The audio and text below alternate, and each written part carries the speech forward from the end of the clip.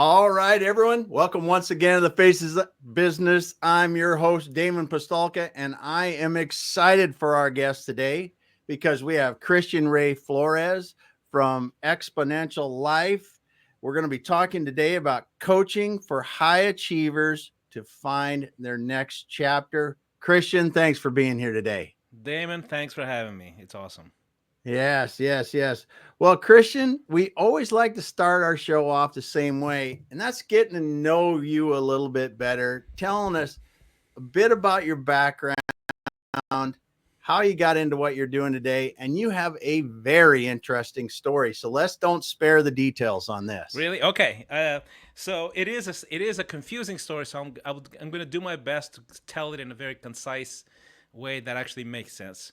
So currently, what I'm focusing on, I have three main focuses. I'm a little bit sort of distracted, ADHD professionally. I do performance coaching for purpose-driven leaders.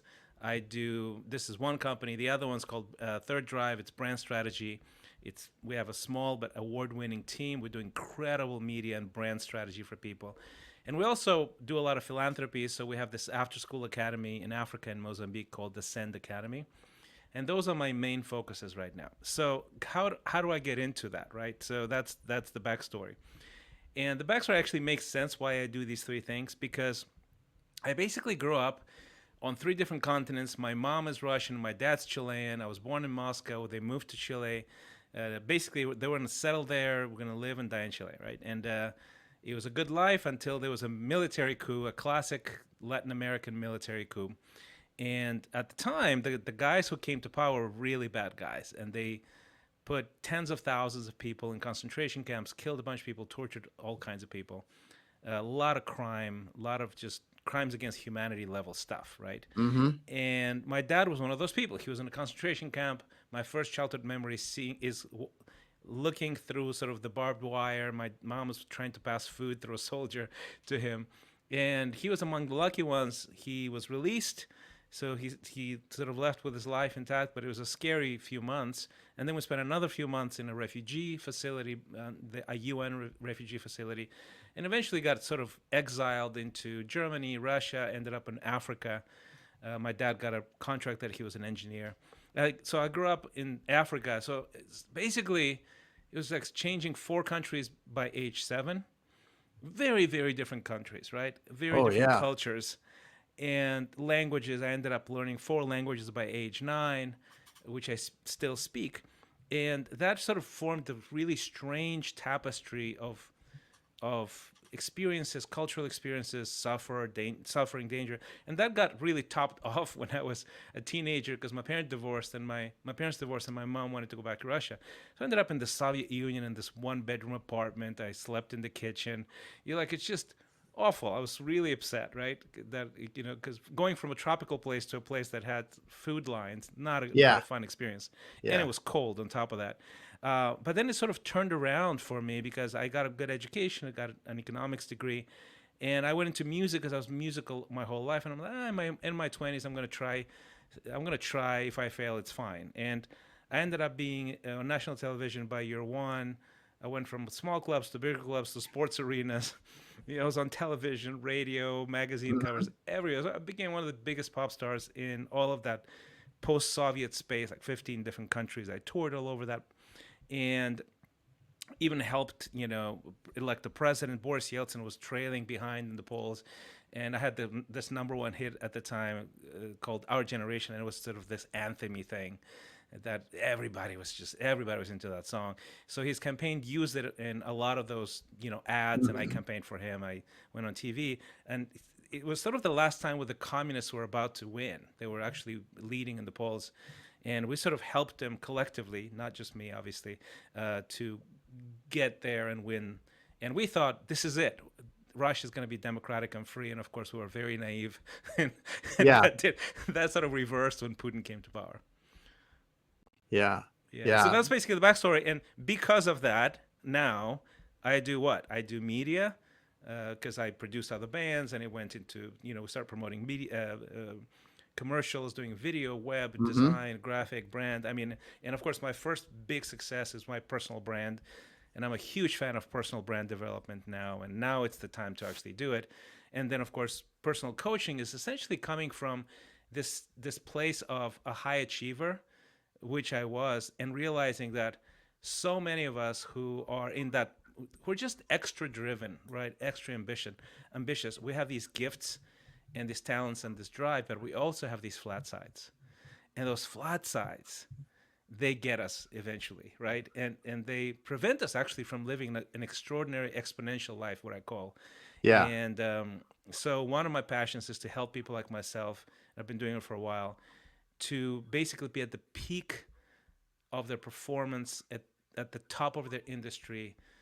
These are the people that I love working with. These are the people that I've decided I'm going to spend my life making a difference, basically, right? I'm going to be at the top of my game. I'm not going to just coast, and I'm willing to do the work to get there.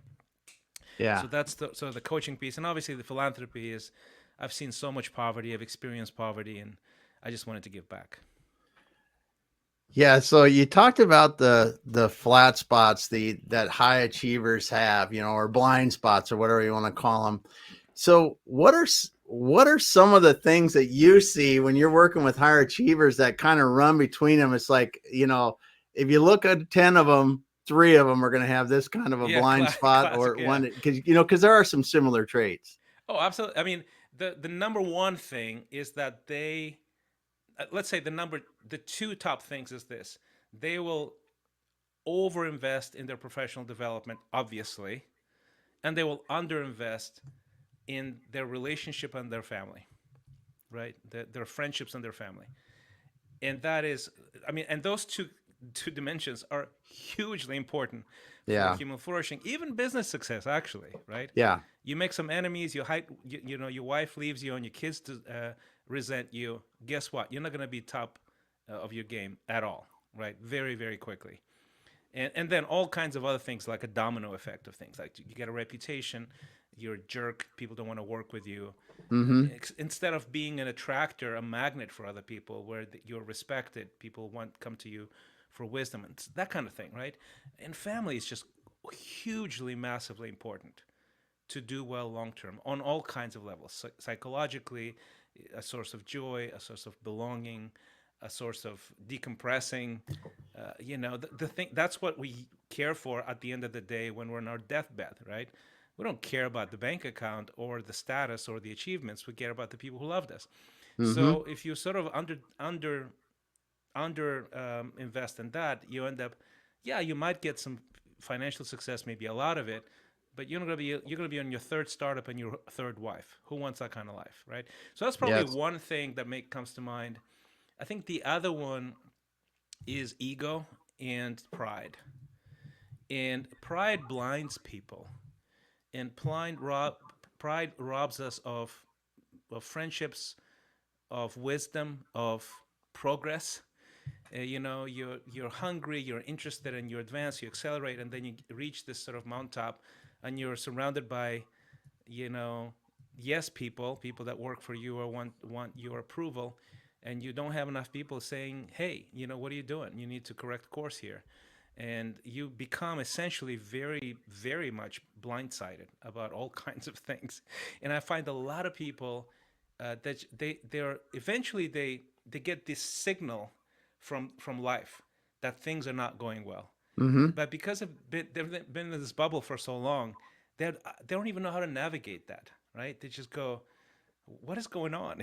So and my honestly, my passion is to see people have this exponential, expansive, multidimensional, holistic success that doesn't become a wall that you hit, you know, doesn't become a plateau. And maybe you'll hit a plateau here and there. I think that's a natural Yeah. sort of a Yeah. natural trend of things, but you continue growing. And also every season presents completely different priorities for people. Yes.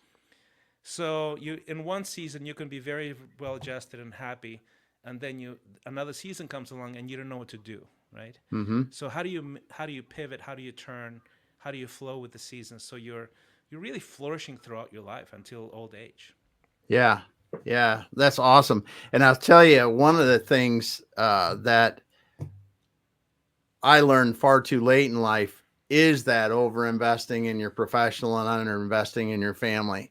Yeah. and growing up as I did, working for investors and investor-owned companies, I mean, it wasn't discussed, but you know, people that were running companies usually were divorced. Yeah. And Yeah. that was just the way it was. Mm-hmm. That was just the way it was, because you were going to choose between one or the other. And at that time, we didn't really understand how to integrate our life and our work to the point that we can have, and I don't even like to use the word, but have a happy medium between the two. Yeah. People like to say balance. I don't think there's ever balance, because it's always moving. Yeah. But to be able to create an integrated to where everything works, That's there's a right. way Yeah. there to do it Yeah. if you do it right. But so many of us grew up in that era, or still operating that era, where they think that it's going to be one or the other, and you just long term you won't make it. You won't. No. And I learned that. You learned that at what age approximately, I Damon? was about I was in my mid early 40s, real early 40s, like at 39, 40, and I was like, this is not going to work for me anymore. Yeah. And it was just because I'd hit a divorce, and and it was because of my work, Mm-hmm. a lot of it, and or led up to that and all that good stuff. You know how they do. It's that, Yeah. um, and realize it's just got to be a better way. I hit that same crisis super early, and I think I was sort of lucky, right? Because Yeah. I was like this pop star, and I had this added layer of I had come from three. Literally, this is my generation is the third generation of broken homes, right? Yeah. So I was, I was, I wanted to build a family, and I was completely terrified. I was like, if you get married, eventually everything's gonna blow up, and everybody has their heart broken, right? So I had Uh-huh. that fear, and I would basically sabotage every relationship over and over again. Then they added layers that you become sort of this pop star, and you have these young girls with posters on their walls of you all over the country, like millions of Yeah. them, and you no longer can tell if somebody's interested in you for you or the persona, which is really confusing on top of my Yes. already existing dysfunction. So I was, like my dating life was hectic. There was a lot of sort of reactionary stuff going on. I was a jerk. I was sabotaged the relationship. And then one of my girlfriends got pregnant. We had a baby. Now what do I do? Yeah. And I can't change course. I don't know what to do. And I do the same thing I always do. And I'm a complete jerk to her. And she leaves and she cuts me off, completely cuts me off from my daughter. And that was it. That was like, I was 25 years old. I had a number one hit in the charts. I'm clinically depressed. Like, Yeah. just, I was already thin, right? I was already thin, and I was like thinner than thin, right? And it was just awful. And to me, I'm grateful for that because it was such agony. And it was so clear, Yes. okay? My ego is up here, my success, fame, everything, and I am a complete loser in family and romance in relationships. Like, I literally don't even know what to do. So Mm-hmm. to me, it was so stark that it woke me up, and I was like, you know what? I'm okay with sucking at anything, but I will not suck at family. And Yeah. I will this sort of pattern of broken homes will stop with me. And it was sort of this it was like this passion. I was militant, and that's sort of the first time I got I found this guy who's a Canadian pastor, and he became my first coach. And it was sort of a very classic coaching um, sort of dynamic where he was basically Mr. Miyagi in my Mm-hmm. eyes, right? Yeah. And I was like grasshopper. I'm like, just tell me what to do, Mr. Miyagi. Right? Like, just tell me. I know nothing. My glass is empty. And that was the smartest thing I did. It did because he literally poured into me. I sort of figured it out like fairly quickly, 3-4 years of sort of Mm-hmm. rearranging, and then I meet my wife, and I know what to do. Yeah. And I've been married now for 25 years, right? So Yeah. That's awesome. That's awesome, because, that foundation, and I learned it later, as you said, but when you have that foundation and you have that support system there with you, alongside of you, it allows you to really then fully experience not only life but your professional career as well. Yeah, I mean, now you're joyful, you're free. I mean, and that's it's just the beginning, and there's like all these dimensions that you can do the same thing with. And I use this tool called the exponential radar, and we score ourselves in 7 dimensions like all the time because Mm-hmm. of that, right? Because if you're holistically successful and you know where you're going, the whole thing really comes together. It's pretty magical, right? Yes. Your emotional state is good. You have flow, you have creativity, you have great ideas, you have grit. I mean, because everybody has problems, you can overcome those problems. Things don't phase you as much. You collaborate, you love people, you attract people that want to work with you. You don't like repel people, which you do when you become sort of dysfunctional. So Yeah. the virtuous cycle of this kind of approach is pretty amazing. Yeah, it is. It is. And that's cool that you got to experience it early and now you're helping other people do it. So as you're helping people do this and you're really looking holistically and they start to get it, what are some of the things that they say? What are some of the realizations that they have?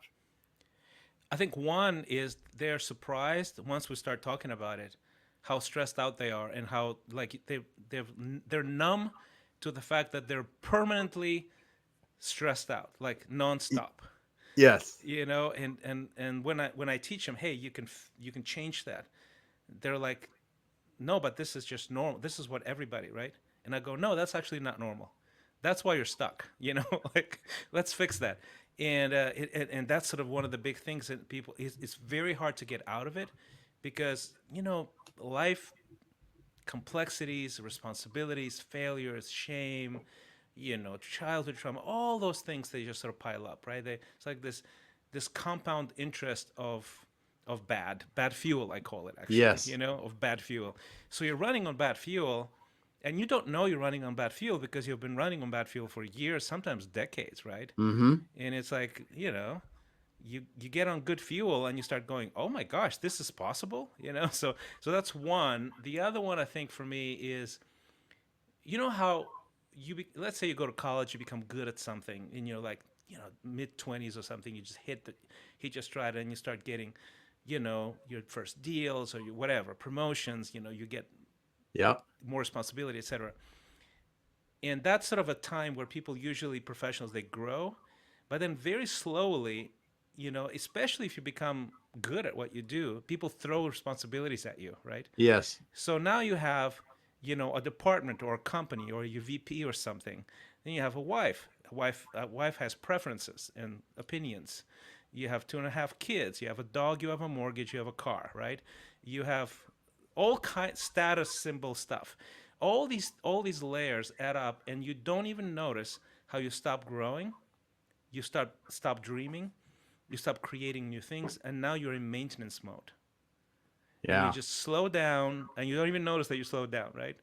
And you're like stagnant. And then after that, you go, why am I unhappy? Why am I not growing? Why are things not coming my way anymore?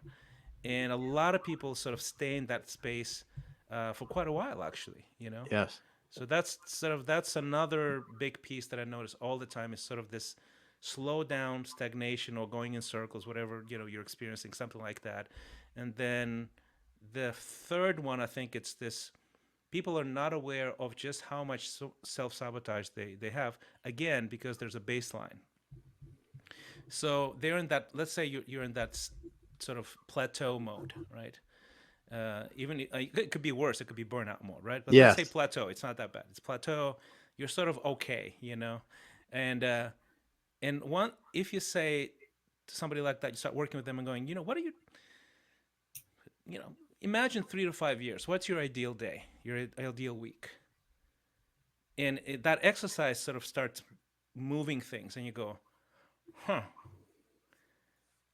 Sometimes you can't even imagine it, right? Sometimes you can Mm-hmm. imagine it, but you realize, oh, I have this image in my mind, but where am I now? And the speed I'm moving, I'm not going to get there. That's Yep. disconcerting.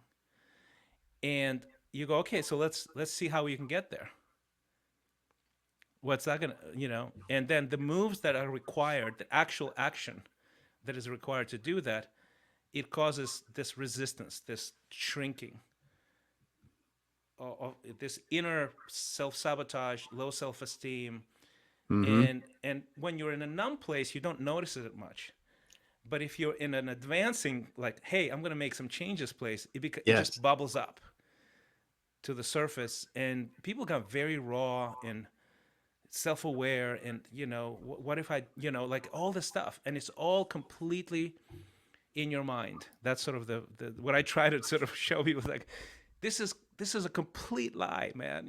Like, let me help you get used to this feeling, and then we'll prove to your mind and to this fear that you have that this is complete falsehood. Yes. And you can get to a place that you haven't even dreamt of because you've been in this stagnant place for too long. Yeah. And it's super easy too. I mean, it's super easy to stagnate like that because you can Yeah. roll along and, your career's going well, your life is kind of going well, and you're on that cruise mode.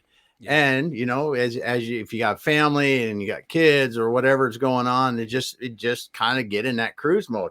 And it is very dangerous because you are falling behind, even if you don't feel like you're falling behind because you're not moving forward. And Exactly. And also the world changes, then the right? world's changing around you. Exactly. Yeah. And it's real easy to get in that comfort zone where you talk about these things, these permanent stress. I love that. I love that descriptor, because at that level you can stagnate with a very high level of stress. That's Yeah. just the way it is Yeah. You just for go, this is just years. life. Yeah, this is just life. Yeah.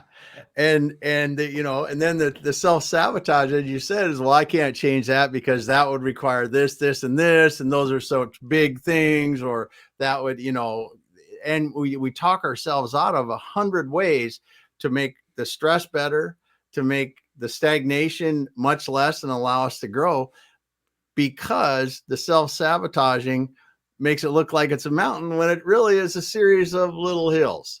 It totally is. Yeah, yeah. And it's all imagined, right? So Yes. so so that's, which is sort of, it's both funny and frustrating, because you go, Oh, really, this is not even real.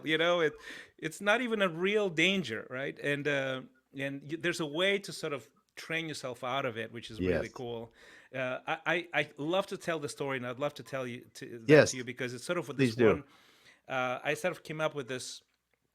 I have this term that I basically took from my childhood experience. I was in Africa. We're traveling and just exploring the savannas, the animals, and we took this little plane from the mainland to an island, and we would spearfish, me and my dad, and he that was the thing we did together.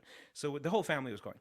So we're flying over the stretch of, I think it was called the Strait of Mozambique or something like that, and like miles away from the island, like maybe 3 miles away, like far, there was this dark figure, and we're flying low. And my dad goes, "What is this?" And the pilot goes, "Oh, that's João. João is like John in Portuguese."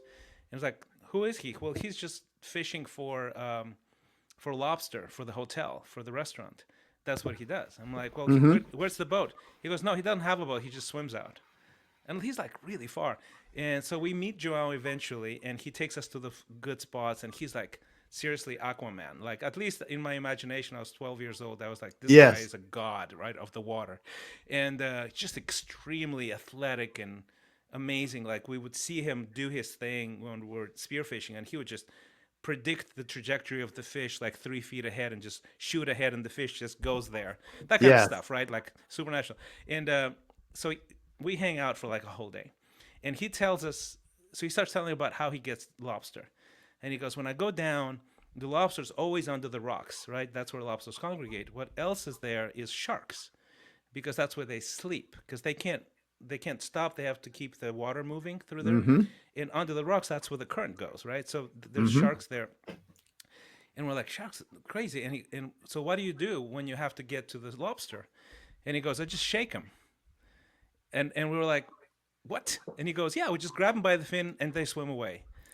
And it just stuck with me, because I go, that is the perfect allegory of artificial fear, because Yes. because the probability of a shark attacking you is super low. Size Yes. actually matters. You're most of the time bigger than the shark. The shark will swim away if you shake it. Mm-hmm. But we're so terrified of sharks as a concept, right? That we wouldn't we'll probably just panic and go the other way.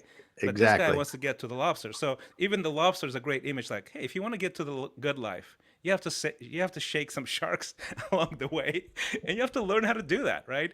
And I just love that because that is literally the formula for success. If you want the good life, if you want the stuff that you can dream of, if you want that ideal day, week, month in 3 to 5 years, you have to learn how to shake some sharks along the way. And what are those sharks? Let's identify and let's talk about that. And let's just train ourselves to not be afraid of things that we shouldn't be afraid of. Mm-hmm. That's a great analogy, though, because it really is about shaking the sharks that we would, normally would just swim away from. But once we do it, we're like, well, it's not that big a deal. Mm-hmm. Exactly. I mean, I see a shark in the water. My first instinct is panic.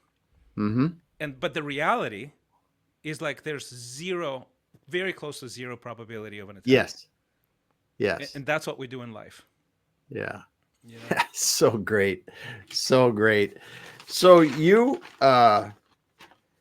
talk about the secret to a fulfilling life. You've been around a lot. You coach a lot of these high performers. How do we overcomplicate that? Because everybody says, "Oh, I want this life. I want this life. I want this life." And it just seems like we overcomplicate it. And I I think think you so. Yeah. talking to people like you do, what are some of the simple things that we really need to bring back into our lives to really think about what a fulfilling life is Yeah. and simple ways to get closer to it? Well, I think one, we talked a little bit, we'll touch a little bit about the family piece and the friends piece, right? This is completely proven. There's studies about it. A lot of what I do in my coaching is based on the Harvard study for human development. It's a very famous study that went for 80 plus years. It's the most exhaustive study, and Yeah. it's not a new age thing. It's a Harvard study. It's a scientific study, and they basically can measure the top factors for the people that are healthier, wealthier, live longer. Quite literally, you'll live longer if you do these things, which is sort of important, gets your attention, right? Oh yeah. And they basically name four things. And they say, look, you need to have some sort of spiritual practice that helps you focus beyond yourself, right? A transcendent practice, they call it. It's not a Mm-hmm. religious study. It's sort of not focused, not you being the center of the universe, which is a kind of a healthy thing to do. And if you are the center of the universe, you're a narcissist, and it's a depressing Yeah. sort of state of being in the first place, right? So having some sort of spiritual practice is the first one. The second one is having a healthy nuclear family. You know, your parents, your siblings, your spouse, your kids, really nurturing that and investing in that, and that will cost you. You know, and I can tell you exactly what it cost me, but I've given up millions of dollars worth of revenue to get that piece right, Mm-hmm. because I know this is going to pay off more than the millions, you know? And the third one is friendships. All you need is 2, 3 really good friends, like really, really good friends, not deal Yes. friends, but real friends, right? That you're vulnerable with. And it's harder for men than women. You know, men are sort of loners. We're built a certain way. Mm-hmm. And it's hard for men to be vulnerable with other men and to trust somebody, and especially asking for guidance. It's very hard. But getting that right. And then the fourth one is meaningful work.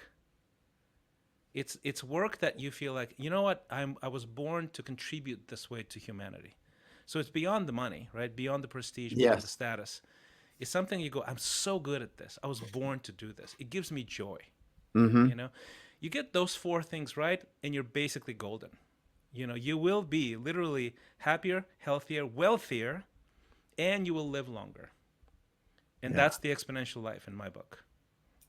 Yeah. And that's great. I mean, the one of the things, it's funny you were talking about, I was talking about this with one of my kids, is it's the meaningful work part. And I think that the again, in my age group, we didn't talk about meaningful work. Right. I think I talk about it a lot more now, but I think it's very easy, even for someone that's 25 years old, 20 something, just got out of school, just starting their career, whatever, wherever they're at, to get in that stagnation mode and wake up 10 years later to realize they're not doing something they like. And that we don't really teach that to young people, I don't think, enough to be standing up and looking, is this really meaningful work to me? And I don't mean that it's all philanthropic. I don't mean it's all, I mean, it's just like you said, it's got to be something that you're really passionate about and something that you can make an impact in the world. And it's such a waste, because you see the people that have been extremely successful that have hit this late in life. What do they usually say? I wish I would have found it earlier. Yeah, that's right. Yeah. You know, I did a webinar literally. Let's see, what's today? Tuesday. Did one on Saturday, right? Yeah. I do a free webinar once a month for my subscribers on my newsletter. And this one I will do actually every X amount, right? It's called Exponential Career Leaps. Mm-hmm. So it's basically this idea of how do you make a leap rather than this sort of slow burn thing, right? And I had a few guys there and girls as well. And the first thing I do is I say, why are you here? And everybody says, I want to improve my career. I want to improve my career. And, I'm a director. I want to be a VP, but I'm a little bit concerned about this and things like that, right? And then somewhere down the line, I go, okay, what is your vision for your life, your mission, and sort of this passion that drives you to do? Can you score yourself against those things? And it was fascinating. I didn't even expect that. People start sharing, and they stop. Like one guy says, well, I want to serve my church, and I want to do this program for my church. And then this other guy go, yeah, I'm developing this I'm a volunteer for this nonprofit. And I said, hold on. Why did you slip from I want to improve my career to something completely different when it comes to mission and vision for your life? And they were just quiet. And I'm like, because you have no passion in your work at all. And then you wonder why you can't go from director to VP. That's why. Like, do you think you're going to be at the top of your game? You're going to be excellent? You're going to be extraordinary? If you have no passion? Really? Like, how does that work in your mind? And you're stuck. And why are you even asking yourself why you're stuck? And of course, it's nuanced, and you have to figure out why that is and how to change that. Yeah. But it's remarkable how misaligned we can be for so long. It's just makes for a miserable life. Yeah, it really does. And you talk about passion, and I got to see this as my son was growing up. He actually played on a baseball team. He's got 4 of the people on the team that went to play in the MLB. So when you see people that, and then he actually he worked out with the guy that's won the Cy Young twice. Wow. So that's and just last year won it. This is a passion, and when you get to those extremely high levels like that, everybody's good. Yeah. Everybody's good. And it's the passion to keep going when other people won't. It's the passion to get yourself in the right state of mind to do what you're going to do, and to do the things that other people won't, not bad things, obviously, but do the right things to keep going and keep improving. Because like you said, at a director level, it's hard to get to a director level, but to get to the VP level or a president level, you have to up yourself to get to that level, not just your skills, because that's what, as you said earlier, people always think it's about skills. It's not skills. It's about your passions have to align with what you're really doing, because that comes through. And in really high performing teams, it's that passion that allows people to work together almost intuitively without thinking about what they're doing, that gets them to perform at the highest levels. Yeah, absolutely. And it's so much fun to see that. And it's great that you're helping people, because when I'm sure when they start to rethink this a little bit, there's a lot of aha moments. They do, and also, remember how we talked about the baseline of stress and anxiety and all that stuff? Is that what that does also to you? It really puts your self-esteem and your identity into the toilet, and Yeah. it's so slow that you don't even notice it. So once you start saying, "Hey, you can be," I can see in you being at the top of in your industry, and they do not believe you, Yes. which is like stunning, right? And I go, let's unpack this.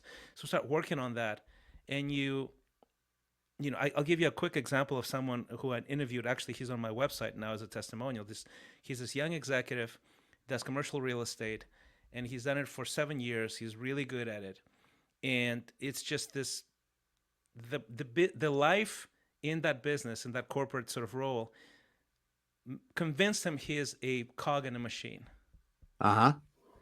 And going through this process with me, I'm like, so do you not want to work on commercial real estate? He goes, yeah, it's just commercial real estate. What is it? I mean, what is it? There's nothing there. Like I know how to do it. I think I can make good money here, but, eh, you know.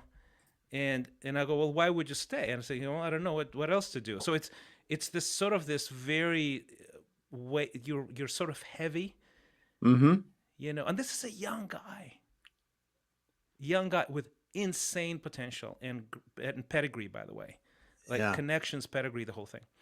And Wow. I go, okay, so let's unpack this. And I said, okay, and I'm not gonna sort of give you all the sort of nuances, but basically I said, look, here's how you can reapproach your whole business and reinvent it actually, and I'll give you 3 steps to do it. And I said, okay, I described the steps, and he goes, you can do that? And I said, well, do you know the industry? Do you think you can do that? That's going to make a difference? He goes, that's absolutely going to make a difference. I said, do you still feel like you're a cog in a machine? He goes, no. Do you still feel like it's just brokerage and nothing else is possible? He goes, no. I can totally reinvent this. Pretty cool stuff, right? It But it's is. all in our heads, basically. That's what I'm Yeah. saying. Yeah. It is amazing, though, as you say, perspective, and how much of this with the right coaching and a change in our perspective, the world opens up. Yeah. Yeah. Yeah. It really does. And I mean, that's part of the other business that I do is personal branding, right? And Yeah. the reason I do that is because I know the effect of it, and Yes. why we don't do personal branding, because we think we're a cog in the machine, Yep. because we don't think we're extraordinary. We don't think anyone's going to listen. And that is literally the best way to stand out. It's the best way to serve and the best way to scale, right? Mm-hmm. So, and even I fell victim to that, honestly, because like in my first season, in my first professional success, that was literally my success, right? Like one day I was growing up in the Soviet Union. I tell this story because I love the irony of it. I'm like sitting in this classroom, bored out of my mind, and nothing can ever change. It's like the kingdom of mediocrity, right? Yes. No upward mobility, nothing. And I would doodle these logos, for some reason, and they represented the West. They represented possibility, So I would do like Adidas and Nike, and for some reason I liked how Kiss drew their logo with the SS Yeah. with the lightnings, and I did all kinds of things like that. And by engaging in a music career, which was very counterintuitive, my parents didn't want to do it. It's like it's the quintessential personal brand. Like I'm gonna basically say I will perform, right, and Mm-hmm. bet on that, and the odds of success are like zero, right? And like 7 years after, or 6 years after that, I had a endorsement deal with Guess. I didn't own Guess. I didn't have access to Adidas. Like I just dreamt of Adidas, of owning a piece of clothing or sneakers. I had literally an endorsement deal with Adidas. My posters were in every store. An endorsement deal with Head and Shoulders. This commercial on all kinds of, I had good hair. And then years later, when I moved to the States, I started this production company, we did music videos and music production for Eastern European artists in Hollywood. I produced a rock album with the producer of Kiss in the studio of Kiss, and hired one of the Kiss guys to play a solo guitar for me in an Yeah. album. And my point is, you will never know what is possible until you put yourself out there as a personal brand and say, Yeah. I believe in doing M&A. I, Damon, believe M&A should be like this, and I can help this particular way. And I can change you from just an owner who maybe have a sort of goes into the horizon with their business, they're bored, whatever, to exiting with 5x of what you expected, and you will have a great retirement, and people will inherit a great business, and you'll be proud of it. It's a legacy. Yeah. I, Damon, will do this for you. And you create a personal brand, and you speak out about the Yeah. specifics of it with great passion, and you attract people to yourself because no one does it like Damon does. That's it. That's the personal brand. Right? Yeah. Yeah. And When people just won't do it. I always use the same picture every time when I tell people about if you do it right. I always think about it because I think it's the funniest, most US thing that you're going to see. It's at the end of a NASCAR race when they're spinning the car around when they win, and the grass and all that, and the smoke's flying and the flags coming out. I've used that at the end of every presentation I do, because if you do your exit right, it's going to feel as happy as that guy is winning his, or girl, because there's guys and girls there now. When they win that race and they know they just taken home the big check, they're going to go pop the champagne, man, because that's what it's Exactly. like. And you're going to be the one who takes them there, right? Oh yeah. and Oh yeah. and you can own it, you can have Yep. pride in it, and you don't have to do it sort of under, behind the curtain. You'll just proclaim it from the rooftops because you have the secret sauce. Mm-hmm. And I believe anyone can have a personal brand Yeah. like that, Yeah. and it's the best way. It is, because well, there's that in the personal brand. When you talk about personal branding, and I had no idea, and I still don't have a great idea about personal brand, other than we are all gifted and unique if we just allow ourselves to do that, and the world is ready to see it, and the right people will come around you when you do it. But that personal brand allows people that to either come towards you or go away from you. And going away from you is just as important as coming towards you. Yeah, exactly. Because if you try to go like this, and I'm something to everybody, you're going to find that you don't want a lot of those people around you in the first place. And that personal brand just brings the right people, the right opportunity, and gives you a great perspective, I think. And I mean, you doing this show is personal branding, right? Yes. It's Yeah. basically you saying, this is who I am.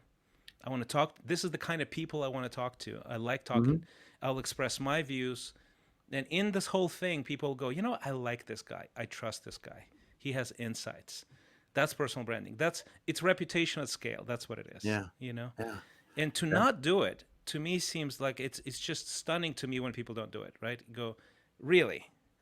And I mean, some of the friends that I talk to, that I coach, they're like in the shadows, and I'm like, why are you in the shadows? I see this in you. I can tell you like in 5 minutes how the personal brand would look like, feel like, and it's fear. The only reason for not doing it is fear, right? And it's this sort of this belief that, oh, maybe I don't think I'll do well, and it's going to be too hard. And it is hard, it's not Yes. easy, for anybody. But I look at them and I go, and I think maybe what helps me in my work is that I'm an immigrant, right? Is that I go, okay, so hold on. You live in the most prosperous country on the planet, in the freest country on the planet. 72% of the population of the planet is under authoritarian regime right now. 5.8 billion, I think, something like that, right? 5.6. Wow. So you live in the freest country on the planet, the most prosperous. You are, by being even in the middle class of America, in the top 1% of earners on the planet. So you have this freedom, you have prosperity, you have wealth. On top of that, you are in an era in history that has never come before until like maybe 7 years ago max. In history. In history. Where you can serve anyone, anywhere, at any time on the planet. Mm-hmm. And you're telling me that this is not a good time. I love how you said that. Seriously, Yeah. uh, and Yeah. yeah. So it's the immigrant's perspective, I guess. Well, and it's a great, that perspective is great, and I'm sure it really helps your clients and your people you're talking with, because it is we often forget that, right? We grow up, we don't realize what we don't realize, or don't think about what we really need to sometimes. But man, Christian, it's been awesome talking to you today, and really incredible getting to hear your perspective on helping these high achievers overcome, find their blind spots, move past them, and get towards that. And then your thoughts on the personal branding, because that combination is very important for those high achievers, because that personal brand then allows them, like you said, take themselves to the masses to even improve that success further. So if people want to talk to you about your coaching, your personal branding, what's the best way to get a hold of you? Well, if they wanna just sort of enjoy some of the stuff that I talk about, just like today, right? You can subscribe to my newsletter. It's a free newsletter until like 3 weeks. If you want access to the full archive, Mm-hmm. you pay like the equivalent of a latte a month or something like that. And it's a lot of good stuff, right? I drop a newsletter every Sunday. There's videos, there's books, there's all kinds of resources, and it's all basically free. Uh, if you're like one of those people that go, okay, I need to talk to this guy, right? And you're like in the 1% of the 1% of people who actually will do something, Yes. uh, you can go to exponential.life. Exponential without an E, just starts with an X. Yep. And that's the website. And in there, there's a really cool tool that I basically use with all my clients. It's this exponential radar tool. And we made it free for everybody. And you can go to exponential.life/score, or just see it on the website on the main page. And it asks you like 40 questions, and it's based on a lot of research.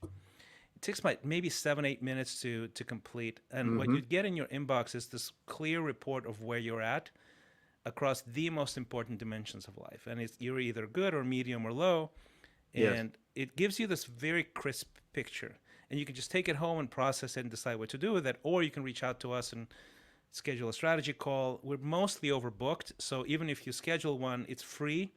We'll just say, hey, here's some advice to you. And if you go, I really want to be coached, we'll just add you to the wait list. And when a spot opens up, we can just let you know. Mm-hmm. Awesome. Awesome. Well, Christian, thanks so much for being here today. I really appreciate it, and appreciate you stopping by and sharing your perspectives. And I just want to say thank you once again. And everyone out there, if you got into this late, I want to tell you, you need to go back to the beginning. You need to start over, listen to Christian from the beginning, and we can. There's so much good stuff in here.